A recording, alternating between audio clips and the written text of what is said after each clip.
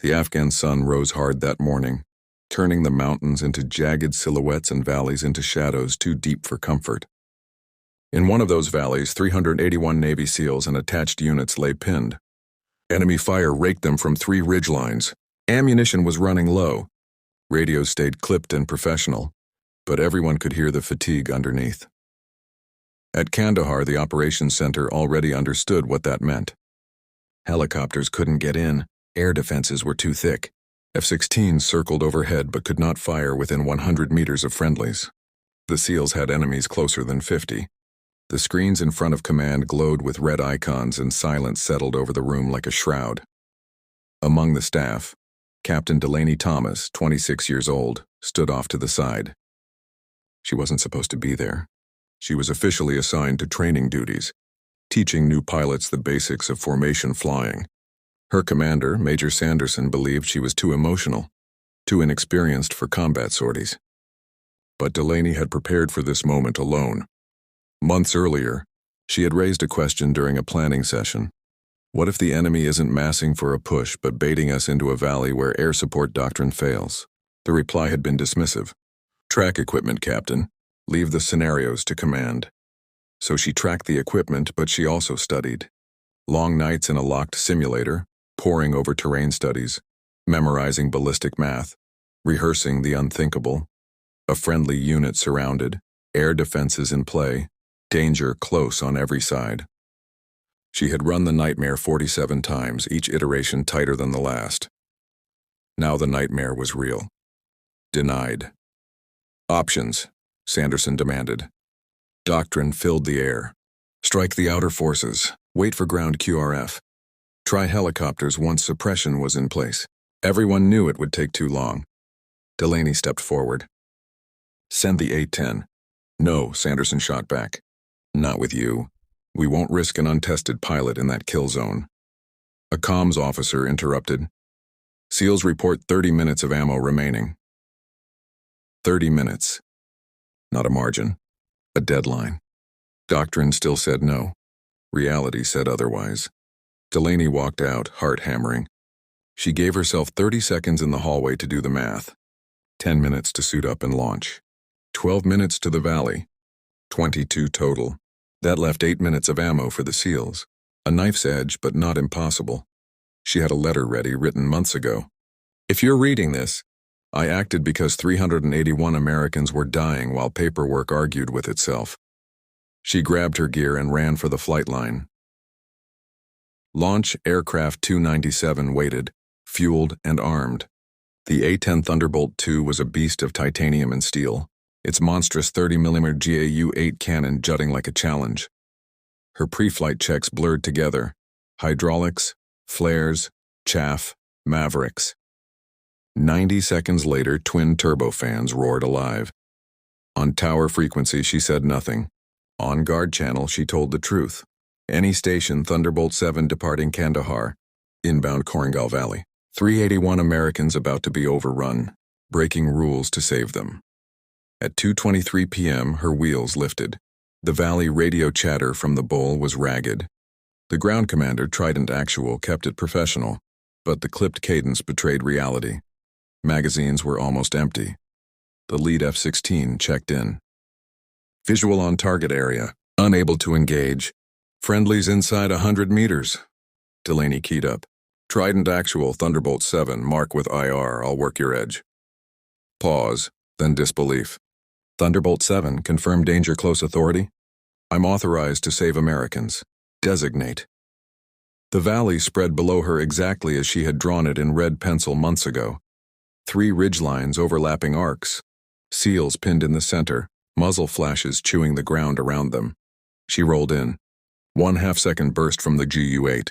The gun tore the sky, shells hitting with industrial fury. Dust erupted. The eastern machine gun stopped.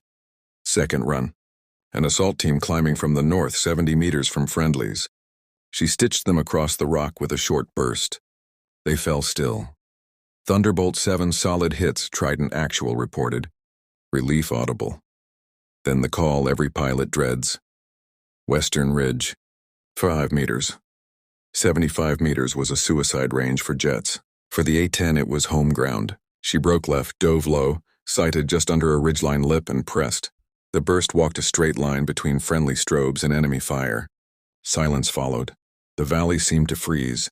Both sides understood what had just happened. An A-10 had put rounds into a zone doctrine said was untouchable.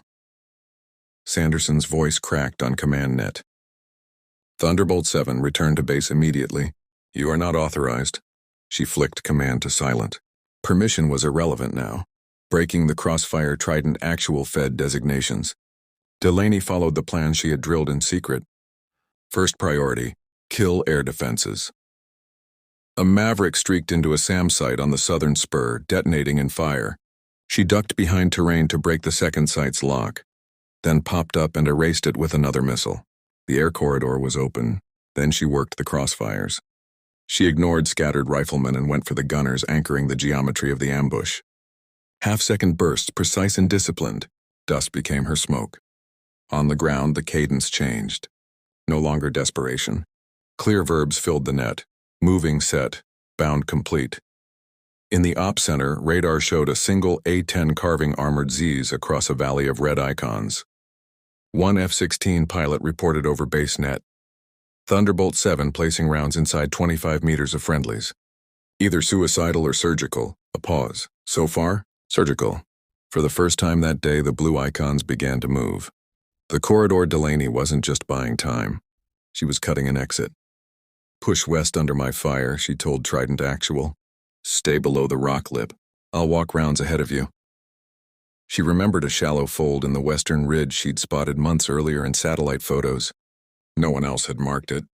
She guided the SEALs toward it, hammering every enemy position that threatened the seam. Teams bounded west, shielded by her cannon. When fighters tried to rush from above, she flattened her dive and shaved the slope with a tight burst. Shale scattered, the charge broke apart. At the mouth of the fold, Trident Actual called, breathless. 2 more positions raking us. Paint with IR, Delaney ordered. A sparkle winked in her scope. She split it cleanly. Another wink, another burst. Both threats gone.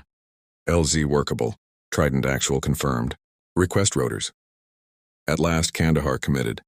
Medevac and lift helicopters thundered toward the valley. Extraction.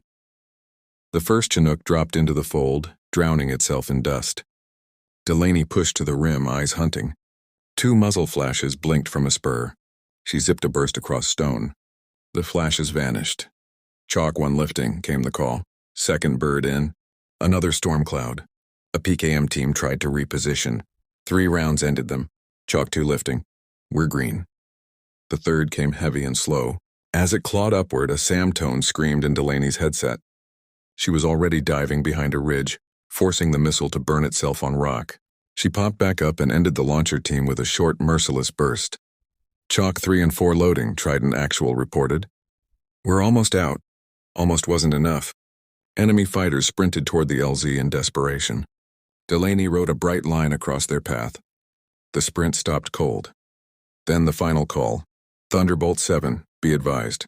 381 souls accounted for. 0 friendly KIA during extraction. We owe you our lives. Delaney didn't answer. She stayed in orbit, flying lazy S-turns, watching until the last rotor was a speck and the dust swallowed the field. The valley was silent now. For the first time that day, survival outweighed doctrine. The runway at Kandahar stretched out like a challenge. Delaney Thomas brought the A-10 down smooth, taxiing slow, every movement by the book. She cut the engines and silence rushed in. The canopy hissed open, letting the heat of the base and the roar of waiting voices wash over her. They weren't cheering. It wasn't a pep rally. Maintainers, medics, clerks, pilots, even chow hall workers stood along the flight line in silence on their feet. Respect raw and unfiltered. Delaney climbed down, helmet under her arm. Major Sanderson waited with the Inspector General and half the senior staff. His expression was unreadable. You departed without authorization, he said loudly enough for the crowd. You violated direct orders. You engaged at ranges that exceed every standard we've written. Yes, sir, Delaney answered, standing at attention. Sanderson held her eyes for a long beat. You also brought home 381 Americans without a single friendly KIA. The silence deepened. Then he asked the only question that mattered. "Captain Thomas, can you teach exactly how you did that?"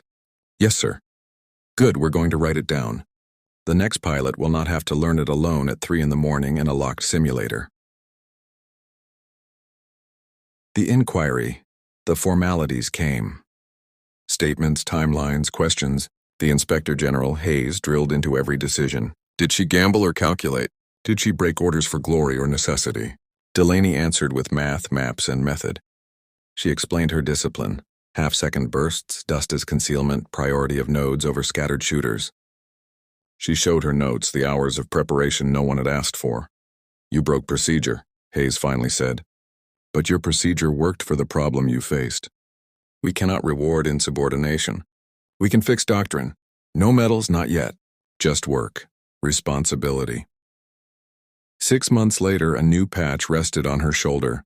Close air support development. Not a decoration, but a responsibility. Her classroom was the simulator bay, the briefing room, and the flight line. She taught from first principles. Read the ground like a book. Every ridge a sentence, every valley a paragraph. If you can't recite it from 12 angles, you don't know it. Gun discipline. Taps, not streams. Let dust be your smoke, not your blindfold. Kill the right nodes. The machine gun that anchors a crossfire is worth 10 riflemen spraying rocks. Talk to the ground, not to your ego. Say only what moves a team 10 meters closer to survival. She showed clean tapes and ugly ones. Hits and misses alike. She was unsentimental about both. Pilots who once smirked now took notes. Marines sent their JTACs. The Army sent aviation reps. Special Operations sent the men who had been in that valley, front row, annotating every detail. Doctrine began to shift. Slowly, but shift nonetheless. Engagement minimums became guidelines with context. Simulator syllabi added modules she wrote in plain language. A-10 pilots learned not just waypoints, but how to count rocks, breaths, and shadows. The hallway analyst taped a number to the wall outside her office. 381 extracted, 0 KIA. People touched it when they walked past, the way some people touch a relic. Delaney avoided that hallway when she could. Not out of modesty, out of accuracy. She knew how easily the math could have gone the other way. Skill mattered, but so did timing, luck, and the iron will of the men on the ground. Sanderson. One evening, Sanderson found her in the simulator bay. He didn't hedge. "I was wrong about you," he admitted. "I saw risk where there was preparation. That's on me." Delaney didn't gloat. "I was out of lane. That's on me." "Then let's redraw the lanes where they should have been," Sanderson said. It was the closest either would call peace.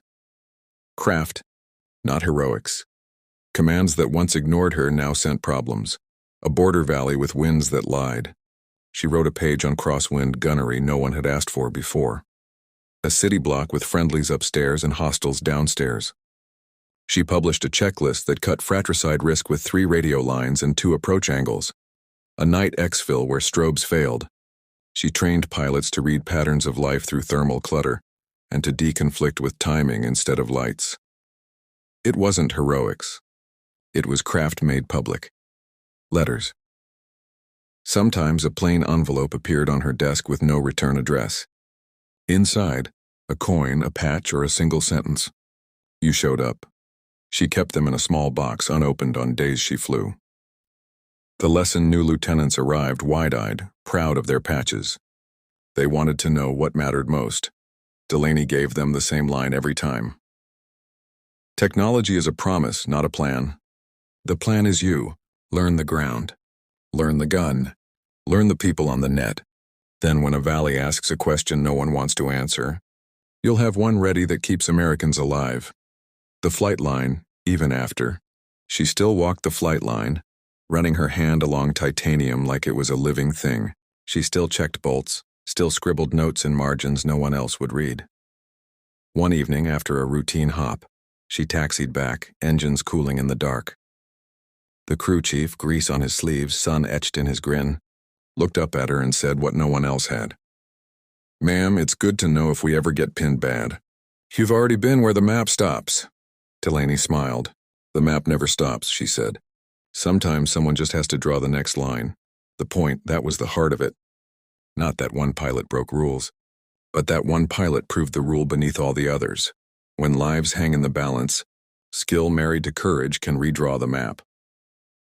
Americans came home because Captain Delaney Thomas refused to quit.